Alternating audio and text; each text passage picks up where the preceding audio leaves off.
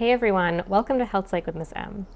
In the last video, we looked at ways to handle threat at the level of primary appraisal based on the transactional model of stress and coping.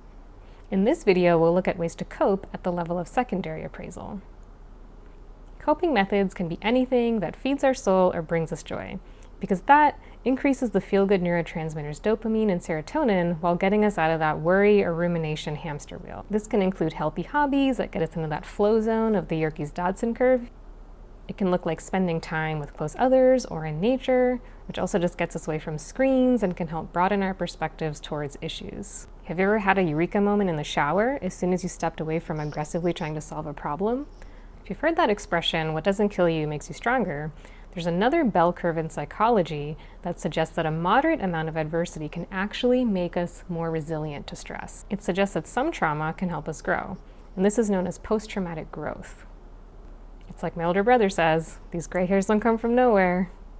Other ways to channel feel-good hormones include volunteering because it involves showing up for others in need.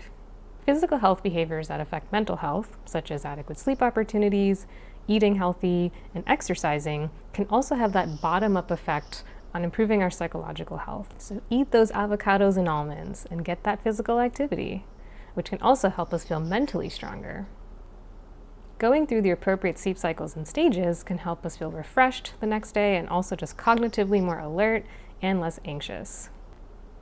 Dreaming in the REM, or rapid eye movement sleep, can also feel like a reset or a reboot for our brains and minds. More specific methods to handle our day-to-day stressors include time management, setting priorities, compartmentalizing, setting boundaries. So this could look like trying not to think about work or school as soon as you shut your laptop lid or when you get home, such that you can free up the mental capacity to focus on other challenges.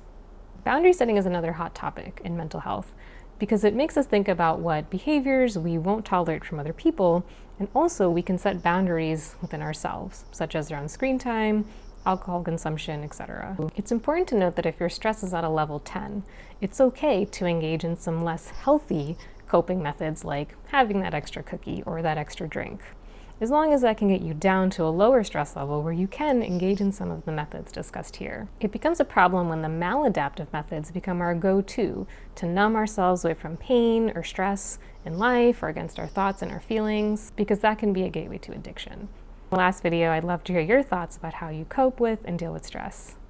Stay tuned for the next video.